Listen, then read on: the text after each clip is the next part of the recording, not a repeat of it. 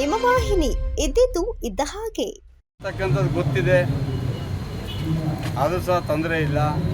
ಪಕ್ಷದ ಕಾರ್ಯಕರ್ತರು ಪಕ್ಷವನ್ನು ಮುನ್ನಡೆಸ್ಕೊಂಡು ಹೋಗ್ತಾರೆ. ಹಿಂದೆನೂ ಹಲವಾರು ಬಾರಿ ಅಡ್ಡ ಮತದಾನಗಳು ಮಾಡಿದ್ರು ಕೆಲವರು. ಎಲ್ಲ ಯಾತಕ್ಕೋಸ್ಕರ ಮಾಡ್ತಾರೆ ಅಂತಕ್ಕಂಥದ್ದೆಲ್ಲ ಜಗಜ್ಜಾಹಿತ ಆಗಿರ್ತಕ್ಕಂಥದ್ದು. ಆದರೆ ನಮ್ಮ ಪಕ್ಷದವ್ರಿಗೆ ಯಾರು ಏನು ಮಾಡಿದ್ದಾರೆ, ಹೇಗಾಗಿದೆ ಅಂತಕ್ಕಂಥದ್ದು ವಿಚಾರ ಈಗಾಗಲೇ ಅವ್ರಿಗೆ ಗೊತ್ತಿದೆ.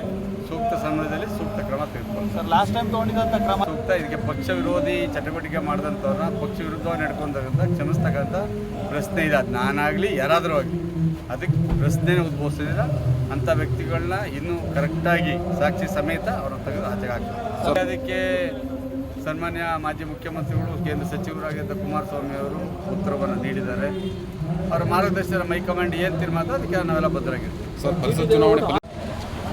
ಯಾರ ಜನ್ಮ ದಿನ ಆಚರಣೆ ಮಾಡ್ಕೊಳ್ತಕ್ಕಂಥ ಆರೋಗ್ಯ ಮೇಳದುವೆ ಭಾಳ ಮಂಡ್ಯ ಜಿಲ್ಲಾ ಸರ್ಕಾರ ಎಲ್ಲ ಯಂತ್ರಗಳನ್ನು ಉಪಯೋಗಿಸ್ಕೊಂಡು ರೆಡಿ ಮಾಡಿದ್ರು. ಬಹುತೇಕ ಅವರು ಅಧಿಕಾರ ಸಿಕ್ಕರೆ ಮಾಡ್ಬೋದು.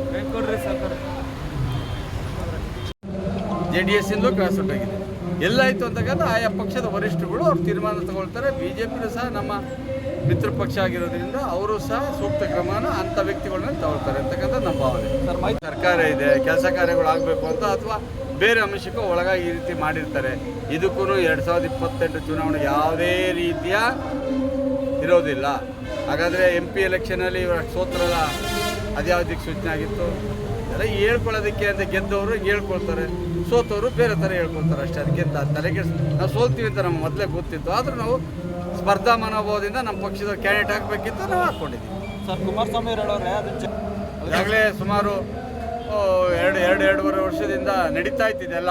ಕೆಲವ್ರದ್ದು ಏನೇನೋ ಕಣ್ಣು ಮುಚ್ಚಾಲಾಟಗಳು ಈಗ ಬಯಲಾಗಿರ್ತಾರೆ. ಸುದ್ದಿ 3 ವಾಹಿನಿಯ ಹೆಚ್ಚಿನ ಮಾಹಿತಿಗಾಗಿ ಸಬ್ಸ್ಕ್ರೈಬ್ ಆಗಿ ಹಾಗೂ ಬೆಲ್ ಬಟನ್ ಒತ್ತಿ.